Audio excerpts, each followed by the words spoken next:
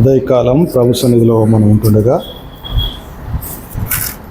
మన పాట భాగ్యం కొరకు ఇంతవరకు ప్రభును ఆరాధన చేసి ఆయన్ను ఘనపరచడానికి దేవుడు సహాయం చేసినందుకు దేవునికి ఎంతగానో వందనాలు తెలియజేయ భద్రమై ఉన్నాం.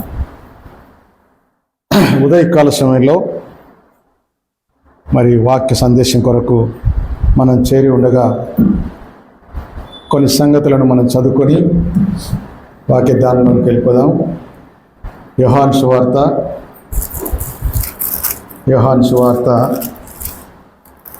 8వ అధ్యాయము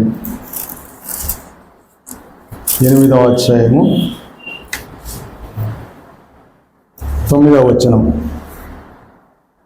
యోహాను సువార్త 8వ అధ్యాయము 9వ వచనం. వారు ఆయన మాట విని పెద్దవారు మొదలుకొని చిన్నవారి వరకు ఒకని వెంట ఒకడు బయటకు వెళ్ళిరి. యేసు ఒక్కడే మిగిలెను. ఆ స్త్రీ మధ్యలో నిలవబడి ఉండెను. చాలు. ప్రార్థన. కరుణా సంపన్నుడైన తండ్రి, నమ్మకమైన ప్రభా, మరొకసారి స్తుతిస్తున్నాము. ఆరాధన వరుసగా క్రమముగా మర్యాదగా మీరు జరిగించినందుకు స్తోత్రం చెల్లిస్తున్నాం. నైనా కొన్ని ప్రార్థనా అంశాలు మేము ఇంటిమి, వాటన్నిటి కొరకై ప్రార్థన చేస్తున్నాం. తదుపరి ప్రభా, వాక్య సందేశం కొరకై నిలిచి ఉండగా కొద్ది నిమిషాలు తండ్రి నీ మాటలు విని మేలుకొని మేము కూడా ఇంటికి వెళ్ళడానికి సహాయం చేయము. మాకు క్షేమం కలిగించండి. మీ మాటల చేత మీరు మాట్లాడితే మేలు కలుగుతుంది, మీరు మాట్లాడితే దిద్దుబాటు కలుగుతుంది, మీరు మాట్లాడితే ఓదార్పు దొరుకుతుంది. మా విశ్వాసాన్ని బలపరచమని అదే కాలం చేరవచ్చిన పిల్లలను బట్టి స్తోత్రం చెల్లిస్తూ మమ్మల్ని మేము మీ దయగల హస్తాలకు అప్పగించుకుంటాం. మా రక్షకుడు, మా ప్రభు యేసుక్రీస్తున్నాము నా ప్రార్థన చూసి వేడుకుంటున్నాము తండ్రి. ఆమేన్. ప్రభునందు ప్రియులారా, ఈ ఉదయకాలం మన టైటిల్ ఒకటే, మనస్సాక్షి అన్నటువంటి మాట చేత ప్రభువు నాతో గత 2 రోజులుగా మాట్లాడుతుండగా ఆ మాటను మీతో పంచుకుందామనే ఆలోచనతో నిలిచి ఉన్నాను. దయచేసి కొద్ది నిమిషాలే మనం ఉంటున్నాం కనుక ఆలోచన విధానాన్ని మార్చుకొని ప్రభు సన్నిధిలో మనం ఉన్నామని గమనించి వాక్య ధ్యానంలో ముందుకు వెళ్ళిపోతాం. ఇక్కడ ఒక సంగతిని మనం చదువుకున్నాం, మరొకసారి చదువుకుందామా? చూడండి, యోహాను సువార్త 8వ వచనం. 8వ అధ్యాయం 9వ వచనం. వారు ఆయన మాట విని పెద్దవారు మొదలుకొని చిన్నవారి వరకు ఒకని వెంట ఒకడు బయలు వెళ్ళిరి. యేసు ఒక్కడే మిగిలెను. ఆ స్త్రీ మధ్యలో నిలవబడి ఉండెను. పైన వచనాలను చూసినట్లయితే 7, 8 వచనాలు చూస్తే వారు ఎవరు అనే సంగతి బయటకు వస్తుంది. ఒక పాపాత్మురాలైన స్త్రీని వారు ఊర్లో నుంచి తరుముకుంటూ వస్తున్నారు. ఏం చేసిందని తరుముకుంటూ వస్తున్నారు? పాపము చేసినదని తరుముతూ వస్తున్నారు. ఎంతమంది ఎవరెవరు వస్తున్నారు అక్కడ? ఏం రాయబడి 9వ వచనంలో? వారు అలాగున, అంటే ఎలాగున? పెద్దవారు మొదలుకొని చిన్నవారు వరకు. అంటే ఎంత ఉంటుంది వయస్సు ఉండొచ్చు? చిన్నవారు అంటే జ్ఞానం వచ్చిన వారే కదా. వారు పెద్దవారు మొదలుకొని చిన్నవారు వరకు మొదలుకొని అని చూస్తున్నాం. ఎందుకు వచ్చారు వారు అంటే, ఆమె పాపం చేస్తున్నదని, ఆమెను మేము పట్టుకున్నామని మోసే ధర్మశాస్త్రము ఇలాగ చెప్తుంది కదా. మొదలుగా మోసే ధర్మశాస్త్రం ఏం చెప్తుంది? ఒక మనిషి పాపం చేస్తే ఆ మనిషిని ఏం చేయాలంట? రాళ్ళు రూమి కొట్టి చంపాలి. ఎక్కడ? ఊరు బయటకు తీసుకుని వెళ్ళాలి, సమాజం మధ్య నుంచి తీసుకుని వెళ్ళాలి, సమాజానికి దూరంగా తీసుకుని వెళ్ళాలి, రాళ్ళతో కొట్టి ఏం చేయాలి? చంపాలి. అది మోసే ధర్మశాస్త్రం. ప్రభువైన యేసుక్రీస్తు భూమి మీదకి వచ్చిన తర్వాత ఏం చెప్తున్నాడు? కనికరము గలవారు ధన్యులు అన్నాడు.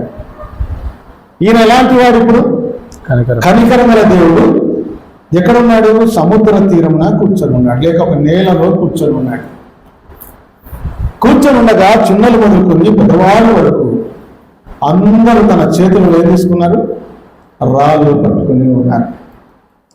రాళ్ళు పట్టుకొని ఉన్నప్పుడు ఆ స్త్రీ వారి మధ్య ముందర పరిగెత్తుతూ వెళ్ళిపోతా ఉంది. ఎందుకు? భయం.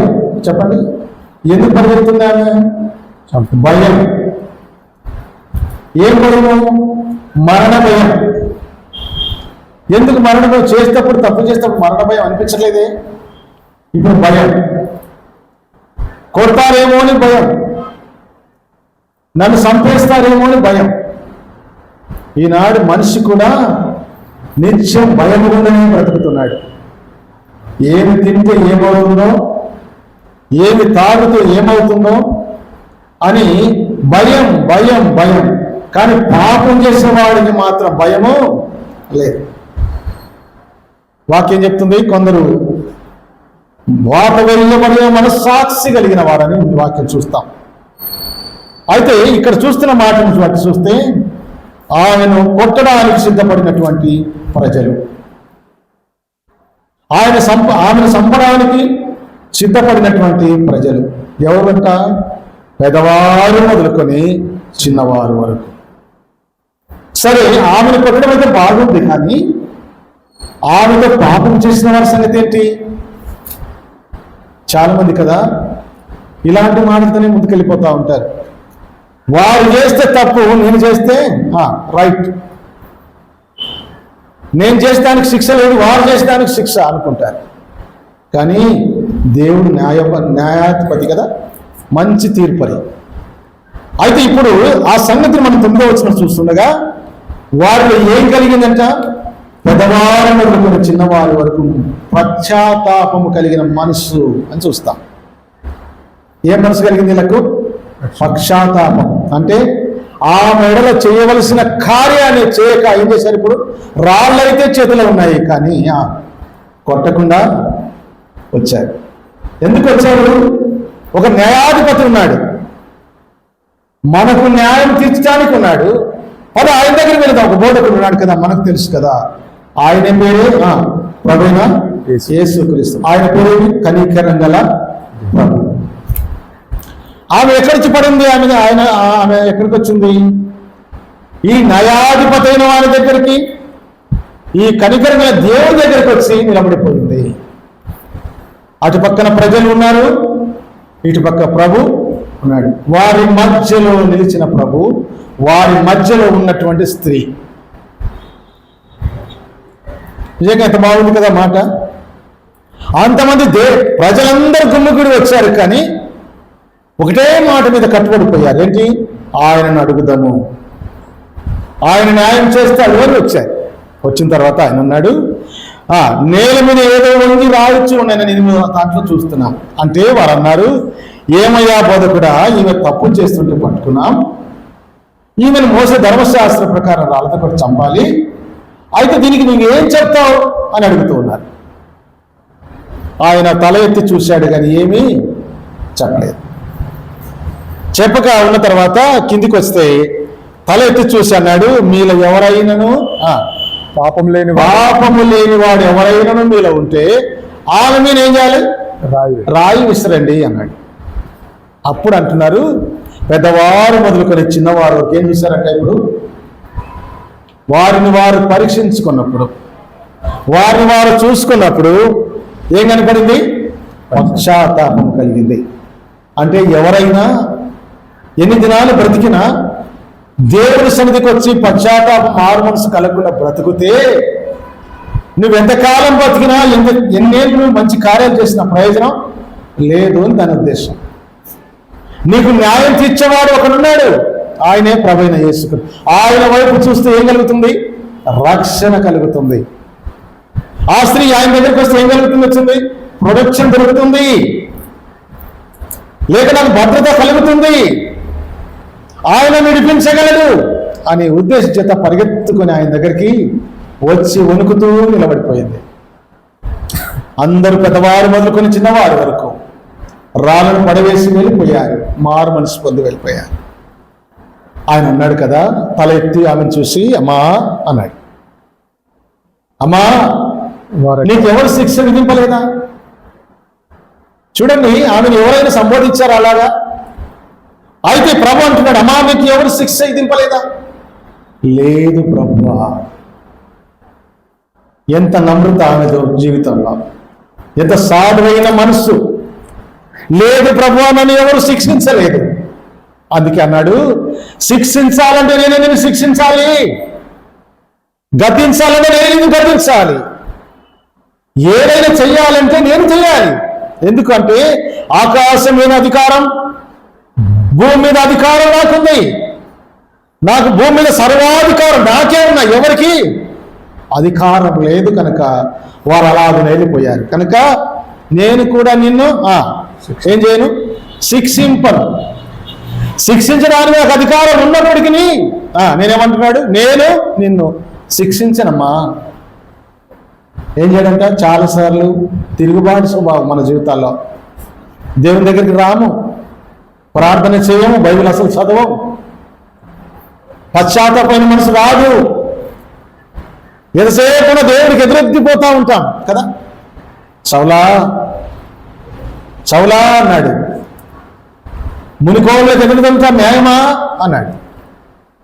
అపొస్తలుల కార్యాలను చూస్తాం కదా, ఆయన అన్నాడు, నువ్వు ఎవడవు అని అడిగాడు. నువ్వు హింసిస్తున్నావే, మాటల చేత నన్ను హింసిస్తున్నావు, దెబ్బల చేత హింసిస్తున్నావు, చిత్రహిత హింస చేస్తున్నావు, సంఘాన్ని హింసిస్తున్నావే, ఆ హింసించబడుతున్న యేసు నేనే అన్నాడు. అనగానే మనసు కరిగిపోయింది, చలించిపోయింది మనసు. అయ్యో దేవా, నిన్న నేను హింసిస్తున్నది. ఈనాడు ఎంతమంది హింసిస్తున్నారు దేవుని? ప్రార్థనకు రారు, వాక్యం వినరు, వాక్యం చదవరు, కనీసం ఇంట్లో అయినా ప్రార్థన చేసుకుంటారా? వినం. తల్లిదండ్రులు చెప్పిన మాట ఏమైనా వింటారా? వినం. పోనీ ఎవరైనా సేవకులు చెప్తే వింటారా? వినరు. ఎంతసేపు నా ఇష్టం నా ఇష్టం నా ఇష్టం అంటారు. కానీ ఇక్కడ ఆమె అంటుంది, నా ఇష్టం అని చెప్పలేదు, ఆ ఇష్టానికి లోబడి వచ్చింది. వచ్చి అన్నది, అమ్మా ఎవరు విధించలేదా శిక్ష? లేదు ప్రభువా, నేను కూడా నీకు శిక్ష విధించను అన్నాడు. అయితే మరి ఏం చేయాలి ఇప్పుడు? ఇక మీదట నువ్వు పాపము ఏం చేయకూడదు. ఇక మీదట ఏం చేయకూడదు? రక్షించబడినవాడు, పాప క్షమాపణ పొందినవాడు, మారు మనసు పొందినవాడు ఏం చేయకూడదు? పాపము చేయకూడదు. అది ప్రభు నియమం. ఈనాడు రక్షించబడిన వారు సైతం తప్పిపోతున్నారు. కొన్నిసార్లు కదా అనరాని మాట, నోటికి రాకూడని మాట కూడా అనేస్తున్నాం. చిన్నదైన పాపమే, పెద్దదైన పాపమే అని మనం చూస్తాం. ఇక్కడ మొదటి మాటగా మనం చూస్తున్న మాట ఏంటంటే, చాలా విషయాలు ఉన్నాయి మనస్సాక్షిని గురించి, కానీ కొన్ని విషయాలు మాత్రమే తెలియదు. వీళ్ళు ఇప్పుడు ఏం చేయబడినారు? గద్దింపబడిన మనస్సాక్షి. మొదటి మాట గుర్తుపెట్టుకోండి. వీళ్ళు ఏం చేయబడుతున్నారు? ఇప్పుడు గద్దించబడి రాళ్ళు కింద పడేసి వెళ్ళిపోతా ఉన్నారు. గద్దించబడిన మనస్సాక్షి. మరొక మాట, రెండో మాట చూద్దాం రండి. తిమోతి పత్రిక మొదటి పత్రిక రెండో మాట చూద్దాం. రెండో గద్దింపుడు చూద్దాం. మొదటి పత్రిక 4వ అధ్యాయము 3వ వచనాన్ని చూడండి. తిమోతికి రాసిన ఆ అబద్ధికులు వాత వేయబడిన మనస్సాక్షి ఎలా ఉన్నారంట మనుషులు? వారైతే పశ్చాత్తాపడి వెళ్ళిపోతా ఉన్నారు. దేవా, మేము చేసిన తప్పు, ఏదో ఒక విషయం మేము కూడా తప్పు చేశాం అని రాళ్ళు కింద పడేసి వెళ్ళిపోతా ఉన్నారు. మారు మనసు పొంది వెళ్ళిపోతా ఉన్నారు. అయితే ఇక్కడ ఒక వారు ఉన్నారు. ఏమంట? వారు మనస్సాక్షి ఏం చేస్తుంది? గద్దించినా కొందరు ఏం చేయబడుతున్నారంట? వాత వేయబడి ఉన్నారంట. ఎలా ఉన్నారు మనుషులు? వాత వేయబడిన మనస్సాక్షి కలిగి ఉన్నారట. ఇదే మనస్సాక్షి వాత వేయబడిన మనస్సాక్షి. దేవుని వాక్యం నీ దగ్గరకు వచ్చి నిన్ను పలకరించి ప్రభు నీతో మాట్లాడుతుంటే పట్టించుకోకుండా కదా, వాత వేయబడిన మనస్సాక్షి. ఆయన నన్ను ఏం చేస్తాడులే, వాత వేయబడిన మనస్సాక్షి. ఆయన నన్ను ఏమంటాడులే, వాత వేయబడిన మనస్సాక్షి. నేను నమ్మకకుంటే ఏమంటాడులే, ఆయన వాత వేయబడిన మనస్సాక్షి.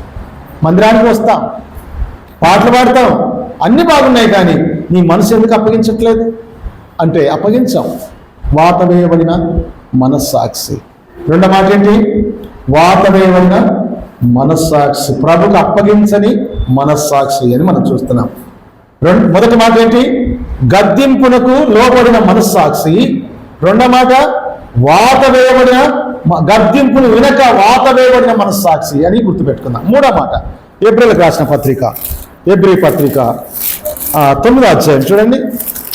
మూడో మాట ఏప్రిల్కి రాసిన 9వ అధ్యాయము పత్రిక 9:9లో ఒక మాట చూద్దాం. చూడండి. ఆ గుడారము ప్రస్తుత కాలమునకు ఉపమానముగా ఉన్నది. ఆ గుడారము ప్రస్తుత కాలములో ఉపమానంగా ఉన్నది. ఈ ఉపమానార్థమును బట్టి మనస్సాక్షి విషయంలో ఆరాధకుడికి సంపూర్ణ సిద్ధి కలగజేయలేదు. ఏమంట? కలగజేసి లేని అర్పణలను బలులను అర్పింపబడుచున్నవి. మనస్సాక్షిని గద్దింపునకు లోబడి లేక అర్థం చేసుకుని ఆరాధించేవాడు ఎలాంటి ఆరాధన చేయాలా? మనస్సాక్షికి లోబడి చేయాలి ఆరాధన. ఆరాధన చేసి నమ్ముకున్న వారు చేసే పద్ధతి ఏంటి? ఎప్పుడు పడితే అప్పుడు కాదు ఆరాధన. దేవుడి సన్నిధికి వచ్చి భయముతోనూ భక్తితోనూ ఈ గుడారం అన్నాడు. ఏ గుడారము? ఈ గుడారంలో మనం నివసించు కాలం. ఏ గుడారం ఇది? మన హృదయమే మన గుడారం. ఈ గుడారంలో మనం నివసిస్తున్న మనం మనస్సాక్షి, మంచి మనస్సాక్షి, పూర్ణమైన మనస్సాక్షితో ఆయన ఆరాధించాలి. నమ్మినవాడు ఎలా ఉండాలి? పూర్ణమైన మనస్సాక్షి కలిగి ఆయనను ఆరాధించాలి. మూడో మాట ఏంటి? పూర్ణమైన మనస్సాక్షి. 14వ వచనం, అదే అధ్యాయం 14వ వచనం చూడండి. నిత్యుడగు ఆత్మ ద్వారా తన్ను తాను దేవునికి నిర్దోషిగా అర్పించుకొని క్రీస్తు యొక్క రక్తము నిర్జీవ క్రియలను విడిచి జీవము గల దేవుని సేవించుటకు మీ మనస్సాక్షిని ఎంతో ఎక్కువగా శుద్ధి చేయండి. దేవుని సేవించడానికి కావాలంటే మన మనస్సాక్షి ఎలా ఉండాలి? జీవం గల దేవుని స్తుతించటకు లేక ఆరాధించటకు మనస్సాక్షి ఎలా ఉండాలి? కలమసం లేని మనస్సాక్షి అయి ఉండాలి అని చూస్తున్నాం. ఎలాంటి మనస్సాక్షిది? ప్రోక్షించబడిన మనసుతో ఆరాధించవలసిన బద్ధలమై అలాంటి వారమై మనం బ్రతకాలని దేవుని సేవించటకు మీ మనస్సాక్షి ఎంతో ఎక్కువగా స్తుతి చేయబడును అన్నాడు. మన మనస్సాక్షి శుద్ధి చేయబడుతుండాలి వాక్యం చేత మనం కట్టబడుతుండాలి. వాక్యం చేత మనం దిద్దుకుంటుండాలి. ఏదైనా కలమస్యం అంటుతే, మనస్సాక్షి కలమస్యం ఏదైనా అంటుతే మనిషి ఎప్పుడు బాధపడతాడు చెప్పండి? మనిషి కంటే ఒకరికి మనస్సాక్షి ఉంది కదా. ఒక మనిషి ఏదైనా ఒక మాట అంటే ఈ మనస్సాక్షి ఏం చేస్తుంది? బాధపడుతుంది. ఈ మనస్సాక్షి ఏడుస్తుంది. ఈ మనస్సాక్షి కన్నీళ్లు కారుస్తుంది. ఎంతగానో అల్లాడిపోతుంది ఈ మనస్సాక్షి. అయ్యో కొంతమైన మనస్సాక్షి లేని వాడవరా నువ్వు కదా. మన పిల్లలు అంటాం కదా, ఎన్ని చేసినా ఎంత చేసినా పిల్లలు ఒక్కసారి వినకపోతే ఏమంటాం తెలుసా? ఎంత మనస్సాక్షి లేని వాడవరా నువ్వు, ఎంత మనస్సాక్షి లేని దానవమ్మా నువ్వు. ఇంత చేస్తే మరి ప్రభు అడుగుతున్నాడే నిన్ను రక్షించి పెడితే ఉంచితే ఏ మనస్సాక్షి ఆరాధిస్తున్నావు నన్ను అని ఆదివారం కనపడతావు, మళ్ళా వారం అంతా కనపడదే. ఆదివారం వాక్యం వింటా మళ్ళీ ఇనవే, ఆదివారం వాక్యం చదివితే మళ్ళా వాక్యం చదవవే, ఒక్కసారి ప్రార్థన చేస్తే మళ్ళా సేవ చేయవే. ఏ మనస్సాక్షి ఇది? వాతమేమైనా మనస్సాక్షి ఏమైనా ఇదే మనస్సాక్షి? శుద్ధి చేయబడిన మనస్సాక్షి అని చూస్తాం. ఏ మనస్సాక్షి? మూడో మనస్సాక్షి శుద్ధి చేయబడిన మనస్సాక్షి అని చూస్తున్నాం. మరి నాలుగో మనస్సాక్షిగా తిమోతికి రాసిన మొదటి పత్రిక, తిమోతికి రాసినటువంటి మొదటి పత్రిక, ఏప్రిల్ రాసినటువంటి 10వ అధ్యాయం అదే ఆశ్చర్యం. రెండవ వచనం చూడండి సార్.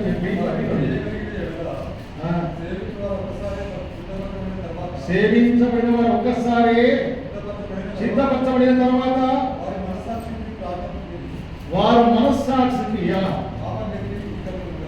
వారి మనస్సాక్షికి పాపభీతికను ఏముండదు, పాపభీతి ఉండదు. కొందరు పాపభీతి మర్చిపోయి చేస్తున్నారట. మనస్సాక్షి కల్మషం అంటకుండా బ్రతకాలి. లోకంలో నీవునే రక్షించబడి ఉన్నాం, ప్రభు రక్తంతో కడగబడి ఉన్నాం, ఆయనతో జీవిస్తామని మాట ఇచ్చాం. మరణమైనను ఏమైనను సరే నీ కొరకే జీవిస్తాను అని మనస్సాక్షితో ప్రభుకు అప్పగించిన తర్వాత కల్మషం అంటకున్నట్లు బ్రతకాలి. ఇది ఒక మంచి మాట పిల్లల, పవిత్రమైన మనస్సాక్షి కలిగిన వారు. ఇంక రెండో మాట ఏంటి? నాలుగో మాట ఏంటి? పవిత్ర. మూడో మాట శుద్ధి చేయబడిన మనస్సాక్షి. నాలుగో మాట పవిత్రమైన మనస్సాక్షి. మరొక మాట చూడండి, మరొక మాట చూద్దాం. చూడండి, తిమోతికి రాసిన మొదటి పత్రికలో ఒక మాట చూద్దాం. కొన్ని విషయాలని మనం చూస్తా ఉన్నాం. టైంలో కొంచెం త్వరగా ముగిద్దాం. 3వ అధ్యాయం 9వ వచనం చూడండి. ఇక్కడ ఒక మంచి మాట చెప్తున్నారు చూడండి. పవిత్రమైన మనస్సు. 4వ మాట ఏంటి? పవిత్రమైన మనస్సాక్షి. 5వ మాట విశ్వాస మరణం పరమును పవిత్రమైన మనస్సాక్షితో 3వ అధ్యాయం 9వ వచనం. విశ్వాసమును పవిత్రమైన మనస్సాక్షి మనస్సాక్షితో మనస్సాక్షిని గలవారై ఉండవలెను. ఏమంట? విశ్వాసం అన్నటువంటి పవిత్రమైన మనస్సాక్షి. మనం ప్రభువును విశ్వాసం ఉంటున్నాం, మంచి మనస్సాక్షి కలిగి ఉన్నాం. అట్టి మనం పవిత్రమైన మనస్సాక్షితో ప్రభువును ఆరాధించవలసిన వారు అని చూస్తున్నాం. మరొక మాట చూస్తే చూడండి, తిమోతికి రాసిన 2వ పత్రికలో పక్కనే చూడండి. పత్రికలో మరొక మాట చూడండి. మొదటి అధ్యాయం 3వ వచనం చూడండి. ఏమంటున్నాడు?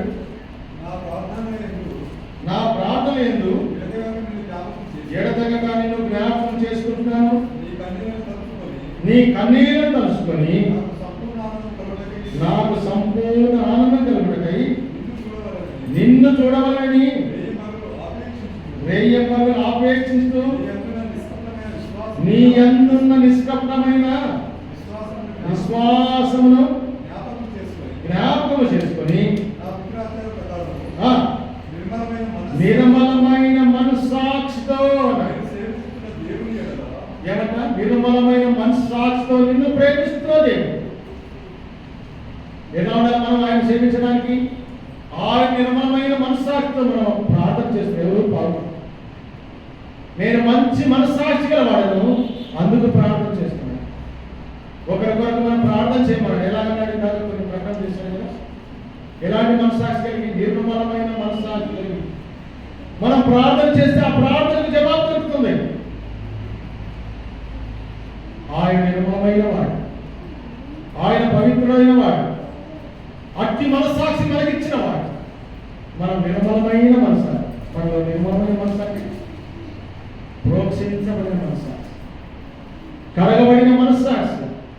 ఒక బట్టను మురికితో ఉన్నదాన్ని ఉతికితే ఎలాగవుతుంది? తెల్లగా అయిపోతుంది కదా. అలాగే మనం మలినమైన హృదయాన్ని కడిగినప్పుడు, మంచి మనస్సాక్షి కలిగి మంచి ఉదక స్నానం చేత మనం కడిగినప్పుడు మన మనస్సాక్షి ఎలా ఉండాలి? నిర్మలమై ఉండాలి. లోపల ఒకటి మన మనస్సాక్షి ఎలా ఉంటుంది? ఇంట్లో ఉన్న వాళ్ళకు ఒక మనస్సాక్షి, బయట వాళ్ళకు ఒక మనస్సాక్షి. నిజమా కాదు చెప్పండి? ఇంట్లోకి వచ్చినప్పుడు అన్నా అన్న అన్న వందనాలు దాని ఎందుకు వచ్చినా అనవసరం అలా అనుకో లేరంటారా? చాలా మంది ఉన్నారు, నేను ఎరుగుతున్నాను. అలాంటి మనస్సాక్షి కూడా కోల్పోయే మేడం ఇక్కడ. ఎలాంటి మనస్సాక్షి? ఇటువంటి నిర్మలమైన మనస్సాక్షి కోల్పోయి ఓడ బద్దలైనటువంటి వారు వలె ఉన్నారు. కొందరు బద్దలైపోయినటువంటి వారు, ఓడ బద్దలైనటువంటి వారు ఉన్నారు అని చెప్తున్నారు. మరొక మాట ఏం చూస్తున్నామా? నిర్మలమైన మంచి మనస్సాక్షి కలిగి దేవుడితో కలిసి బ్రతకాలని. తర్వాత చూడండి కొరింథీ మొదటి పత్రిక మొదటి పత్రిక 8వ అధ్యాయం 7వ వచనం చూడండి. మరొక మనస్సాక్షి. 4వ మాట మనం ఏం చూస్తాం? నిర్మలమైన మంచి మనస్సాక్షి. తర్వాత అయితే అందరి యందు ఈ జ్ఞానం లేదు.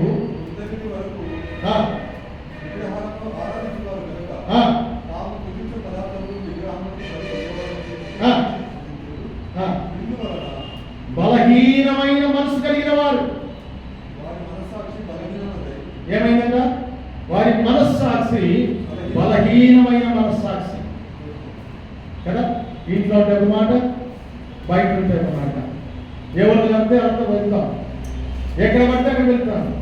తింటే ఏమవుతుంది, తినకపోతే ఏమవుతుంది, తాగితే ఏమవుతుంది, తాగకపోతే ఏమవుతుంది. బలహీనమైన మనస్సాక్షి అదేం చేస్తుంది? బలహీనమైన మనస్సాక్షి తిను ఏం కాదులే, త్రాగు ఏమి కాదులే. అందుకే కదా, నా ప్రాణమా తినుము త్రాగు, తినము త్రాగు, సుఖించుము. తినాలంట, తాగాలంట, సుఖించాలంట. దేహంతో చెప్తున్నటువంటి మాట. ధనవంతుడు ఉన్నాడు కదా, ధనవంతుడు అన్నమాట. నా ప్రాణమా తినము త్రాగు. ఇప్పుడు అంటున్నటువంటి మాట ఏంటి? ఇట్టి వారు మనస్సాక్షి దోషపడి బలహీనమైన మనస్సాక్షి కలిగిన వారై ఏమంటున్నారు? తినండి. అందుకని పోతారు, తీసుకుంటాం. ఏం పడితే తింటాం. తీసుకోకపోతే వాడు ఏమంటాడు? మనస్సాక్షి కోల్పోతున్నారు. తింటే ఈయనేమంటాడు? ఈ మనస్సాక్షి కనపడుతుంది. నిర్మలమైన మనస్సాక్షి ఎక్కడ? అక్కడే మనం పరీక్షించబడతాం, అక్కడే మనం శుద్ధి చేయబడతాం. అందుకని బలహీనమైన మనస్సాక్షి కలిగిన వారు కొందరు ఉన్నారట. విగ్రహంతో అర్పించడానికి తింటున్నారట. ఏం చెప్తాం? 5వ మాట ఏంటి? బలహీనమైన మనస్సాక్షి. ఒక 2 మనస్సాక్షి చెప్తాను. ఇంకా చాలా ఉన్నాయి, చాలా ఉన్నాయిగా చెప్పడానికి. సమయాన్ని బట్టి దాన్ని అనుసరించుకోలేదు కదా. చూడండి, తీతు పత్రిక మొదటి అధ్యాయం 5వ వచనం చూడండి. తీతు పత్రిక, నేను మీకు ఆజ్ఞాపించిన ప్రకారము మేము లోకంలో ఉన్న వాటిని తిరిగి ప్రతి పట్టణంలో పిల్లలను నియమించే నిమిత్తమే నేను పేతులను విడిచి ఎవరైనా నిందా రైతులు ఏకమంది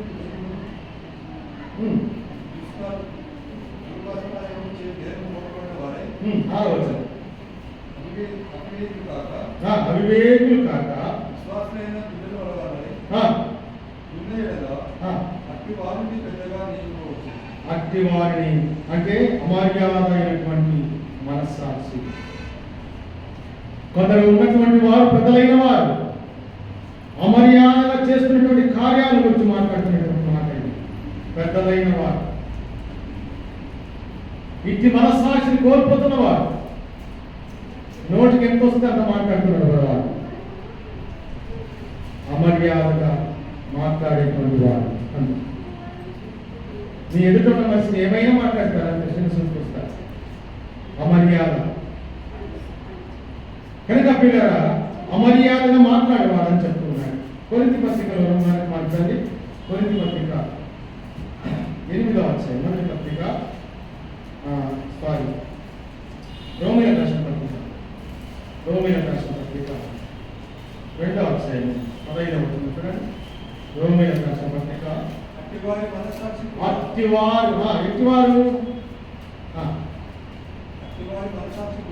అట్టివారు మనస్సాక్షి కూడా సాక్ష్యం ఇస్తుండగా, ఎటువంటి పెద్దలైన వారు తప్పిపోతుండగా, బోధకులైన వారు తప్పిపోతుండగా, సబోధులైన వారు తప్పిపోతుండగా, అమర్యాదగా నడుచుకుంటుండగా అట్టివారు ఎటువారు?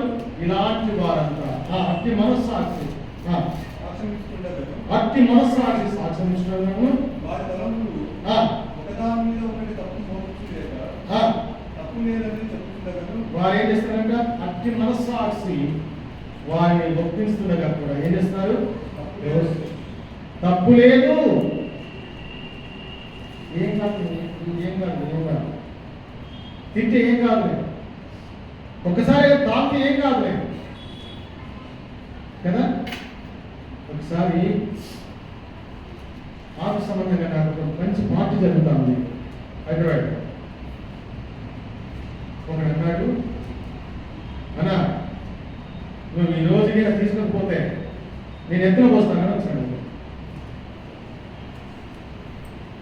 కొంచెంమంది కదా వాక్యం కొంచెం పుచ్చుకోవచ్చు కదా, మరి ఉందా కదా వాక్యం. మీరు బలహీన డాక్యుమెంట్ ఏం చేయాలంట, నిజమేనా? వాళ్ళకి తెలుసా అది కాదు, ఆ సందర్భం వేరు, ఆ మాట వేరు. వాడు అన్నాడు, అన్నా నువ్వు ఏమైనా పుచ్చుకోకపోతే నేను ఎత్తున పోస్తానన్నా. ఏం చేయాలి అర్థం కాదు. అన్నా మీరు ఏమైనా చేయండి కానీ ఆ పని ఒకటి చేయడం అని చాద్దమైతే బలంగా చేసినాడు, కానీ నేను సహించలేదు. అయితే అన్నారు, నువ్వు చాలా ముందేవి అన్నా. హైదరాబాద్ లాంగ్వేజ్ వేరే రకం ఉంటుంది. నేను ఏడేమి ఉన్నాను కాబట్టి నాకు బాగా అర్థమవుతుంది. నువ్వు చాలా ముందేవి అన్నాను. నువ్వు ఎంత పెద్ద ఆఫీసర్ అయినా అమ్మనే పిలిచేది. ఎవరు సార్ ఈ పలకరించి తక్కువ అన్నా, అంతే. నువ్వు చాలా మొండివాడి ఉన్నా అన్నాడు. అందుకు సాదృశ్యం ఈ మాట మాట్లాడుతుంది. ఏమని?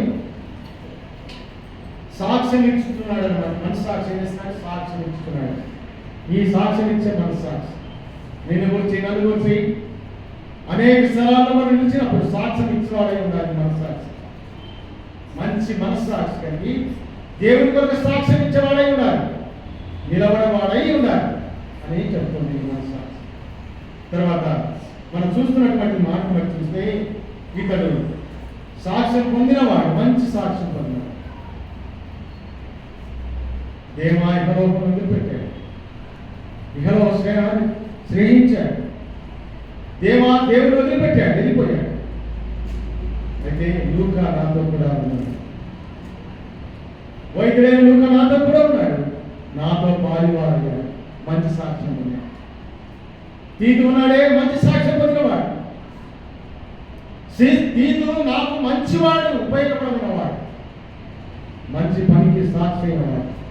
ఇతడు మంచి మనస్సాక్షి కలిగినవాడు. పౌరు తీతు గురించి మాట్లాడుతున్నాడు. కాబట్టి ఈ యొక్క మధ్యాహ్నంలో మనం చూస్తున్న మాట, 7వ మాట ఏంటంటే మంచి మనస్సాక్షి, సాక్ష్యం ఇచ్చే మనస్సాక్షి. మన గురించి ప్రభు సాక్ష్యం ఇస్తున్నాడు. ఎవరి చెప్పండి, బైబిల్ సాక్ష్యం దేవుడే. ప్రభు దేవుడు ఎవరికి సాక్షి, ఎవరి పట్ల సాక్ష్యం ఇచ్చాడు? మనం చాలా మంది ముందు కనపడుతున్నాం. కొందరు విషయాలు చెప్పండి చక్కగా. దేవుడు ఇచ్చిన సాక్ష్యం చెప్పండి. మోసే, దావీదు ఉన్నాడు, అబ్రహాము ఉన్నాడు. అంతకంటే ఎక్కువగా ప్రేమించిన వాడు ఎవరిని? ఏబును ప్రేమించాడు. ఏబును చూసావా? నా కుమారుడైన ఏబును చూసావా? అతడు ఈ లోకంలో నిరపరాధియు, భక్తి గలవాడు, సాక్ష్యం ఇస్తున్నవాడు. ఎవరు? దేవుడే. అబ్రహామును పిలిచాడు, మోసేను పిలిచాడు, ఎందుకున్నా సరే, కానీ ఇతను చూసావా? ఇతడు మంచి భక్తి కలిగినవాడు, మాటలో తప్పిపోయినవాడు కాదు, చూపులో తప్పిపోయినవాడు కాదు, ఏమాత్రం దేవుడికి అయిష్టంగా నచ్చినవాడు కాదు. చూసావా? సాక్ష్యం ఇస్తున్నాడు. ఇతడు నా భక్తుడు, దేవుడు. ఇతడు మంచి మనస్సాక్షి కలిగిన వాడు మనం చూస్తున్నాం. అపోస్తలుల కార్యం చూద్దాం, ఒక మాట 2 మాటలు చూసి చూద్దాం. అపోస్తలుల కార్యంలో 23వ అధ్యాయంలో ఒక మాట, 8వ మాట చెప్తున్నాడు. 23వ అధ్యాయం మొదటి వచనం. పౌలు మహాసభవారిని పేరు చూసి, సహోదరులారా, ఏమైనాడంట? మంచి మనస్సాక్షి గలవాడిని. ఏం చెప్తాడంట? ఎలాంటి మనస్సాక్షి కలిగినవాడు పౌలు? నేను మంచి మనస్సాక్షి కలిగినవాడు. ఎవరైనా దేవుడి ఇలా నడుచుకున్నాడు. మీరు కూడా నడుచుకోలేదా? దేవుని ఎదుట మంచి మనస్సాక్షి కలిగిన వాడు అని ఆయన చెప్తే పౌలు ఇప్పుడు ఏమంటాడు? నేను మంచి మనస్సాక్షి కలిగి దేవుని ఎదుట నడుచుకున్నాను. ఇంతకు ఎంత మంచివాడు పౌలు. ఒకప్పుడేమో సంఘాన్ని తెచ్చిన వాడు, దేవుని పిల్లలు దేశించిన వాడు, క్రూరంగా హింసించినటువంటి వ్యక్తి మారిన తర్వాత అంటున్నాడు, నేనైతే మహాసభాన్ని దేశం అంటున్నాడు, నేనైతే దేవుని ఎదుట నడుచుకున్నది ఏదన్నా మంచి మనస్సాక్షిగా నడుచుకున్నాను. ఉందా నాకు మనస్సాక్షి మన జీవితంలో?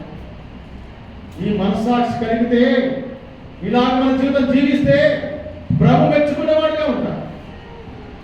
8 సంగతులు చూసాం ప్రియ.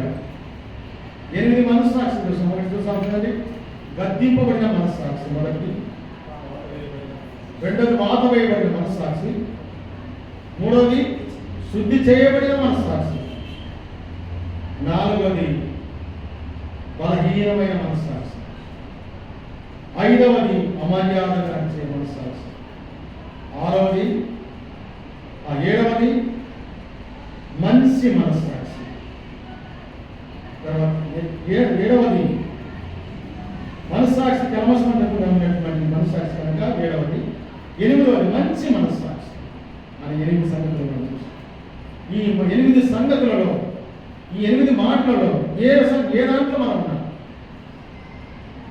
ఏ మనస్సాక్షి మనం గద్దించుకుంటా? గద్దించలేదు. ఆనాడు వారి మనస్సాక్షి గద్దించాలి. పెద్దల ముందుకొని చిన్నవారు వారి చేతిలో ఉన్న వాళ్ళు కింద పడేసేది. వెళ్ళిపోయిన తర్వాత ఆమెకు ఏమైంది? శిక్ష తొలగిపోయింది, దెబ్బలు తప్పిపోయాయి, మరణం తప్పిపోయింది. ప్రభు అన్నాడు, అమ్మా ఇక నీకు ఏ శిక్ష విధించనమ్మా, వెళ్ళు,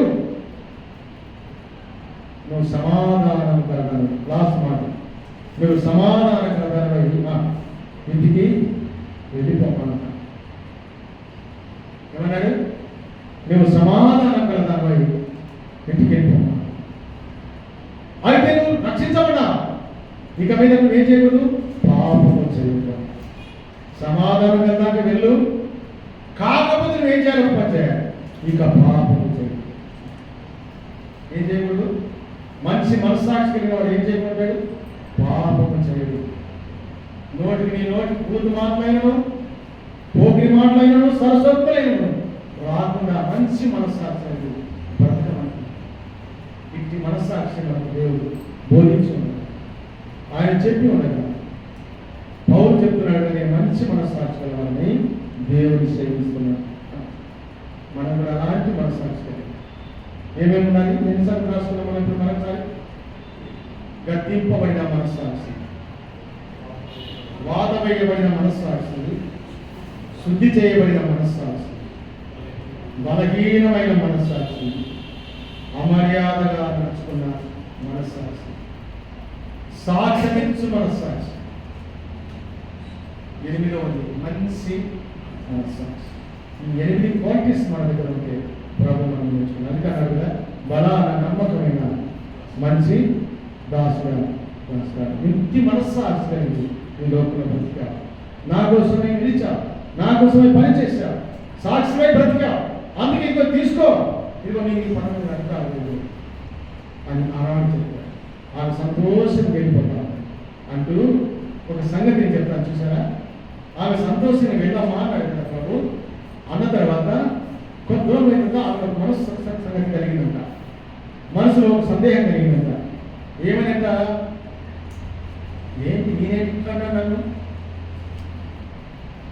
నేను చేస్తుంటే పట్టుబడ్డాను, నాకు ఆయన తెలియకుండా, దేవుడు తెలియకుండా చేసేవాళ్ళు ఎంతమంది లేరు, ఈయనేంటి నన్ను ఇలా అంటాడే అనుకున్నాడు. పోలేని కట్టిన 35 ఏళ్ళు వచ్చి పట్టుకున్నాడే ఒకడు, వాడు కూడా ఇలా చెప్పాడు. స్వచ్ఛపరిచిన తర్వాత అన్నాడు, ఇదిగో నువ్వు స్వస్థత పొందావు, ఇక నువ్వు పాపము చేసుకున్నాడు.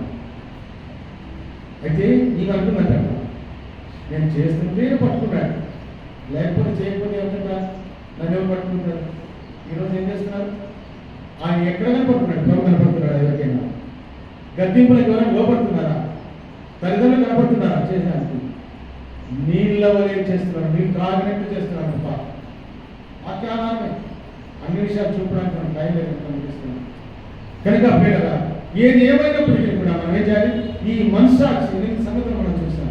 ఈ మంచి మనస్సాక్షి అనేది ఏదైతే ఉందో గద్దింపుకు లోబడే మనస్సాక్షి, దేవుని మాటకు లోబడే మనస్సాక్షి, విధేయత చూపే మనస్సాక్షి, ప్రభుని ఆరాధించే మనస్సాక్షి, దేవుని మందిరానికి వెళ్ళాలని కలిగే మనస్సాక్షి కలిగిన వాళ్ళు ఈ భూమి మీద ప్రభుని ఆరాధిస్తూ ముందుకు సాగాలని దేవుని వాక్యంలో ప్రచురించారు. దేవుని కొన్ని మాటలు మనపడికే జీవించిందాక వాత వేయబడిన మనస్సాక్షి ప్రభుని అభివృద్ధీకరించకుండా ఉన్నారంటే ప్రభు దినం రాబోతున్నాడు.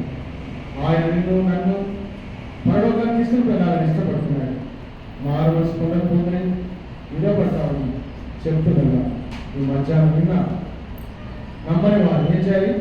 త్రోసివేయ మనస్సాక్షి కలిగి ప్రభుని అంగీకరించే మనస్సాక్షితో ఆయన దగ్గరికి వస్తే ఆయన ఎన్నడూ త్రోసివేసేవారు. ఆయన నిన్ను రక్షించి ఆయన కుమారుడిగా చేసుకుంటాడు. అందుకు దేవుడు ఈ మాట చెప్తున్నాడు. అందుకని ఈ ఉదయకాలం నిన్న మనం అలాగ చేసి దేవుడు మహిమపరిచి ముందుకు సాగుతాం. దేవుడి గొప్పతనం పడినకై ఆశీర్వదించారు.